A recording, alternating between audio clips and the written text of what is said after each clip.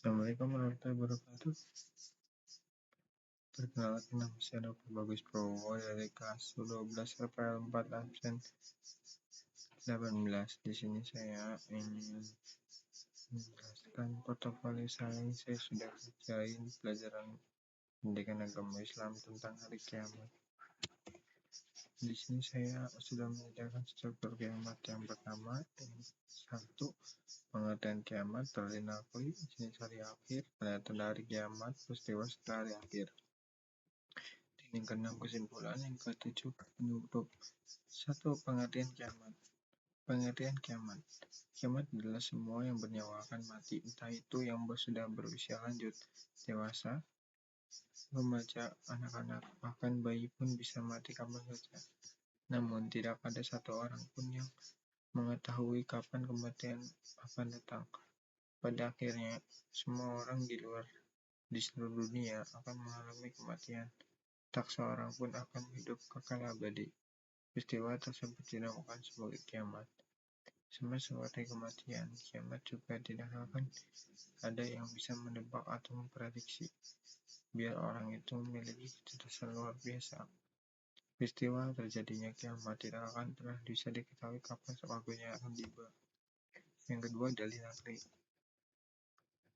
Dalil nakli yang pertama dalam Al-Quran surat Al-Zalzalah 99 ayat 1-2 yang bunyinya seperti Bismillahirrahmanirrahim.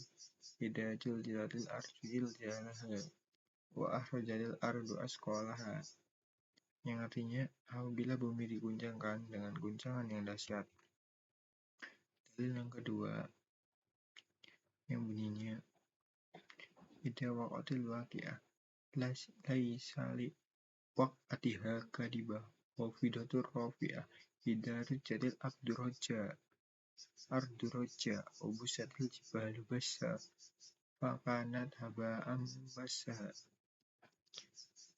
Yang artinya, ayat pertama, apabila terjadi hari kiamat.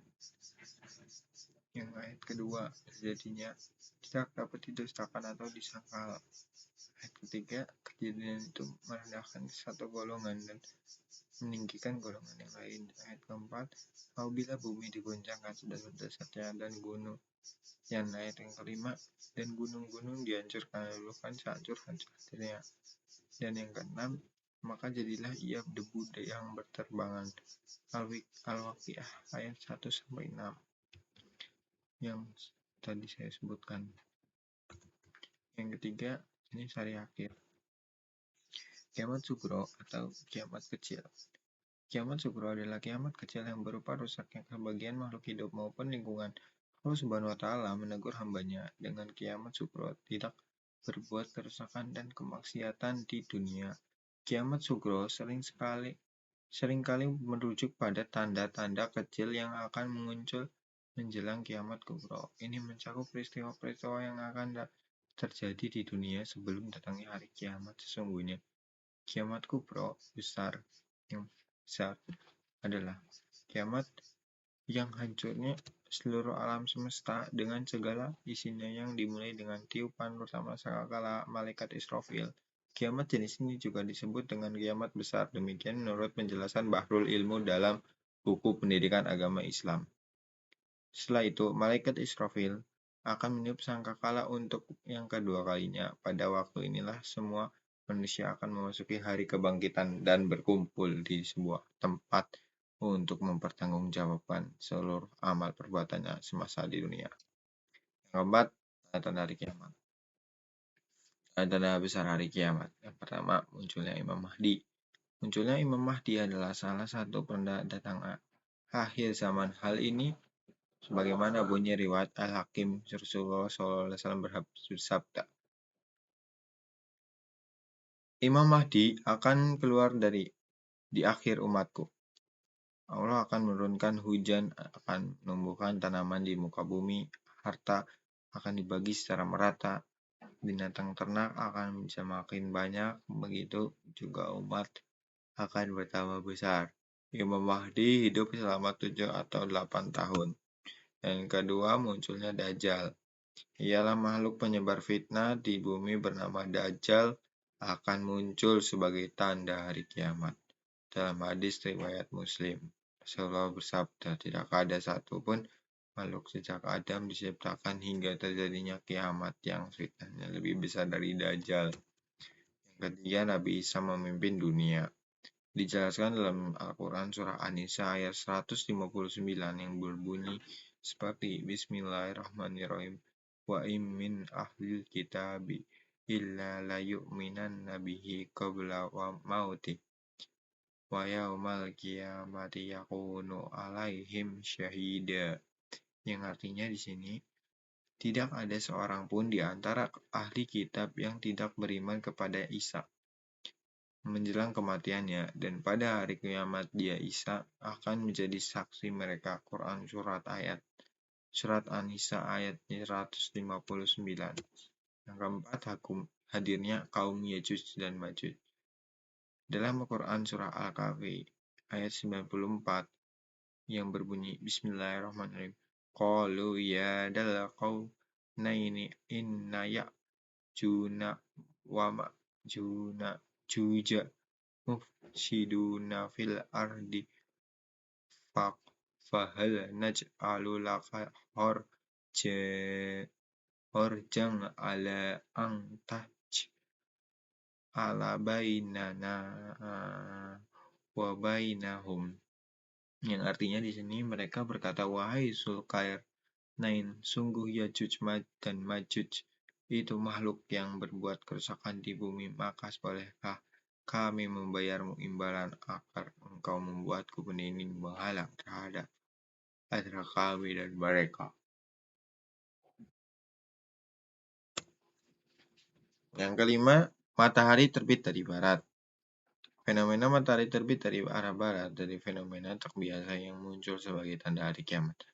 Matahari yang selalu terbit dari arah timur ini nantinya akan terbit dari barat sebagaimana dalam hadis Abu Dawud serta Ibnu Majah dari Abdullah bin Amr. Dia berkata, aku hafal dari Rasulullah SAW bersabda, beliau, sesungguhnya pertanda yang pertama-tama muncul menjelang kiamat ialah terbitnya matahari dari barat dan munculnya binatang melata yang menemui manusia pada waktu duha. Mana saja dari keduanya yang lebih dahulu terjadi, maka tidak lama sesudah itu yang lainnya pun segera terjadi. Yang sebelum tadi saya sebutkan, binatang melata itu dapat terbahas di sini.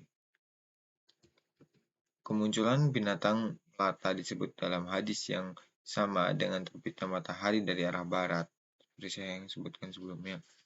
Namun tidak diketahui mana yang duluan akan terjadi, apakah kemunculan binatang melata terlebih dahulu atau matahari dari arah barat.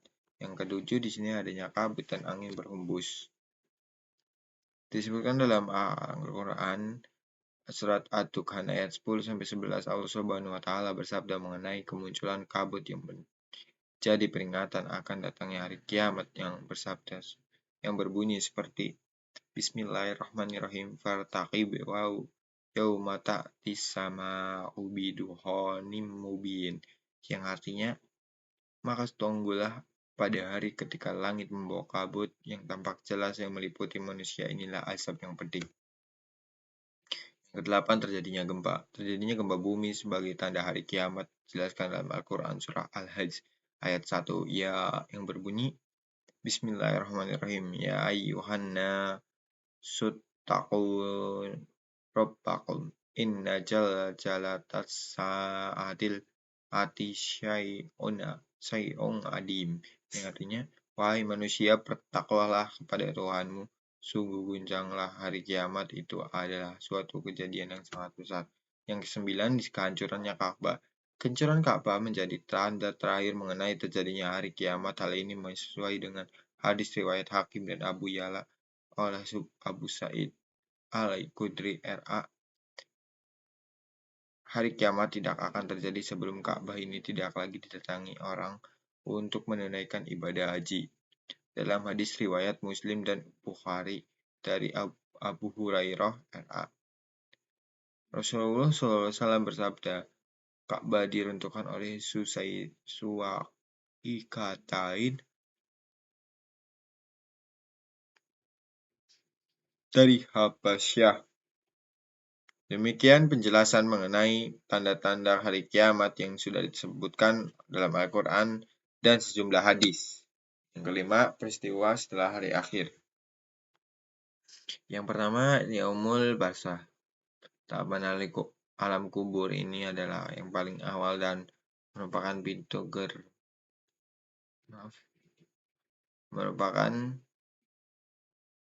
gerbang menuju akhirat. Adanya Yaumul Barsah dijelaskan dalam Al-Mu'minun ayat 100.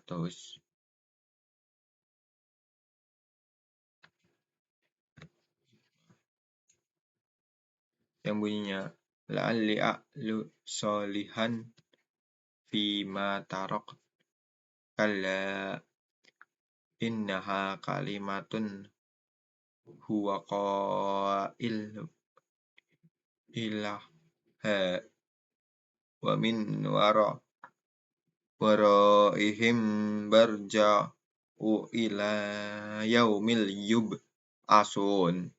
Yang artinya agar berbuat amal yang soleh terhadap yang telah aku tinggalkan, sekali-kali tidak. Sungguhnya itu adalah perkataan yang diucapkannya saja dan tidak dapat mereka ada dinding sampai hari mereka dibangkitkan. Di tahap ini manusia akan ditanyai malaikat munkar dan nakir tentang seluruh perbuatannya di dunia. Selanjutnya manusia menunggu hingga hari kebangkitan. Yaumul Ba'ts. Pada tahap ini seluruh manusia dibangkitkan kembali menuju padang mahsyar. Kebangkitan manusia pertama hingga paling akhir terjadi usai malaikat Israel meniup sangkakala. Yang kedua, adanya Yaumul Ba'ts yang dijelaskan dalam surat Yasin ayat 51 yang bunyinya Bismillahirrahmanirrahim. Wa nufiha fisuri faida hum minal ajdasi ila rabbihim yansyurun.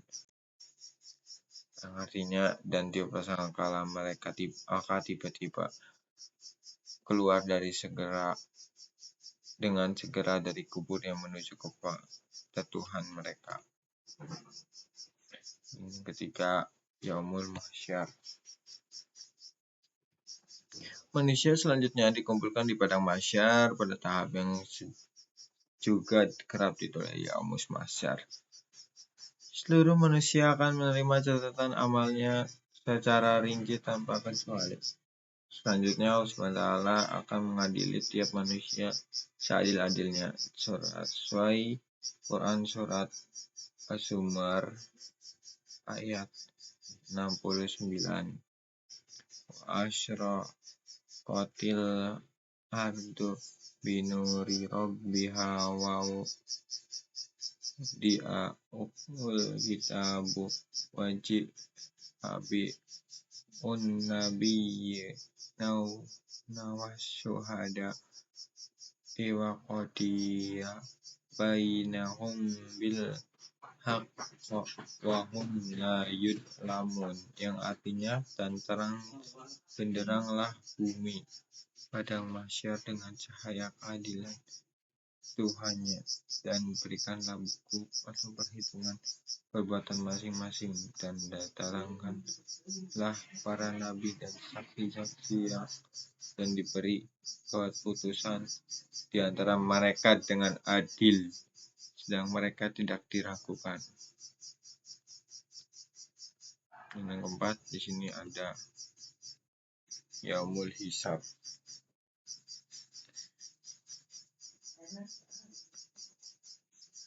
Setelah menerima catatan amal segala perbuatan manusia selama hidup dihitung dan diperlihatkan, umat pertama yang dihisab adalah umat Nabi Muhammad SAW terkait sholatnya pada Yaumul Hisab.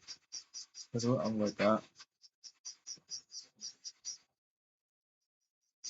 anggota tubuh ikut bersaksi sesuai firman Allah SWT dalam An-Nur ayat 24 yang bunyinya Bismillahirrahmanirrahim.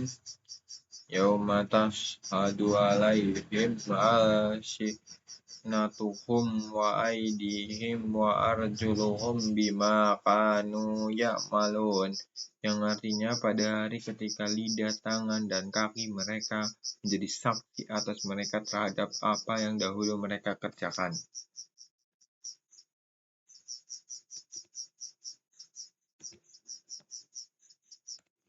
Yang selanjutnya itu yang kelima, yaumul mizan. Pada tahap ini, manusia akan menerima hasil timbangan seluruh perbuatannya selama di dunia. Semua akan ditimbang mulai dari yang terkecil hingga paling besar tanpa ada yang luput. Manusia yang selama hidupnya selalu beriman dan beramal soleh tentu bahagia menerima timbangan Allah Subhanahu wa Ta'ala. Namun, berbeda dengan umat yang selalu melanggar ketentuan Allah SWT dan Rasulnya, adanya yaumul mizan dijelaskan dalam surat Al-Anbiya ayat 47 yang bunyinya Bismillahirrahmanirrahim wana so'ul mawajina jinal kisto liyaumil kiamati wa fala tudlamu nafsun syai'a wa in kana misqala habbatin min khardalin ataina biha wa kafa bina hasibin, yang artinya di sini kami akan memasang timbangan yang tepat pada hari kiamat, maka tiadalah dirugikan seseorang barang sedikit pun, dan jika amalan itu hanya seberat biji sawi pun pasti kami mendatangkan pahalanya, dan cukuplah kami sebagai membuat perhitungan. Dan yang keenam di sini ada yaumul jasa. Di tahap paling akhir ini, manusia akan menerima balasan atas segala amal perbuatannya. Balasan diberikan sesuai porsi tanpa ada yang luput. Tahap ini dijelaskan dalam surat Al-Jathiyah ayat 28 yang bunyinya Bismillahirrahmanirrahim wa taro kulla ummatin jasiyah kullu ummatin aya ila kitabihal yawma tujzauna ma kuntum ta'malun, yang artinya di sini, dan pada hari itu kamu lihat tiap-tiap umat berlutut, tiap-tiap umat dipanggil untuk melihat buku catatan amalnya. Pada hari itu kamu diberi balasan terhadap apa yang telah kamu kerjakan. Yang keenam, kesimpulan. Hari kiamat dalam agama Islam merupakan kejadian akhirat yang menandai berakhirnya dunia dan kehidupan manusia. Pada hari itu, semua makhluk akan dihidupkan kembali untuk mempertanggungjawabkan amal perbuatannya di dunia. Setiap individu akan diadili oleh Allah, dan surga atau neraka akan menjadi tempat tinggal sesuai dengan amal kebaikan atau keburukan yang dilakukan selama hidupnya. Hari kiamat juga ditandai dengan munculnya tanda-tanda besar seperti terbitnya matahari dan di barat, keluarnya Dajjal, pembohong besar itu Dajjal, dan munculnya Nabi Isa Yesus sebagai tanda-tanda akhir zaman. Kesimpulan ini mencerminkan keyakinan umat Islam akan suatu akhirat yang adil dan kehidupan setelah mati yang bersifat kekal. Terima kasih. Wassalamualaikum warahmatullahi wabarakatuh.